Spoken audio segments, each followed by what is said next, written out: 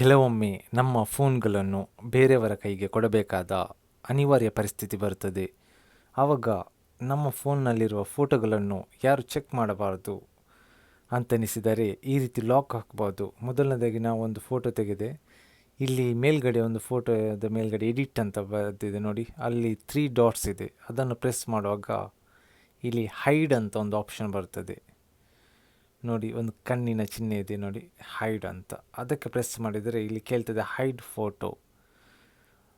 ಅದಕ್ಕೆ ನಾವು okay press button ಮಾಡಿದರೆ, ಓಕೆ ಅಂತ ಪ್ರೆಸ್ ಕೊಟ್ಟರೆ ಈ ಫೋಟೋ ಹೈಡ್ ಆಗುತ್ತದೆ. ಮತ್ತು ಈ ಫೋಟೋವನ್ನು ನಾವು ಇನ್ನು ಎಲ್ಲಿ ನೋಡಬೇಕಂತ ನೀವು ಯೋಚಿಸ್ಬೋದು. ಈ ಫೋಟೋವನ್ನು ನಾವು ಇಲ್ಲಿ ಕೆಳಗಡೆ ನೋಡಿ, ಆಲ್ಬಮ್ನ ಕೆಳಗಡೆ ಇಲ್ಲಿ ಹಿಡನ್ ಫೋಟೋಸ್ ಹಿಡನ್ ಅಂತ ಬಂದಿದೆ ನೋಡಿ. ಸೊ ಇದನ್ನು ಇನ್ನು ನಾವು ಓಪನ್ ಮಾಡಬೇಕಾದ್ರೆ ನಮ್ಮ ಫೇಸ್ ಐ ಡಿ ಅಥವಾ ಲಾಕ್ ಐ ಡಿ ಏನಾದರೂ ಇದ್ದರೆ ಮಾತ್ರ ಓಪನ್ ಮಾಡಲಿಕ್ಕಾಗ್ತದೆ.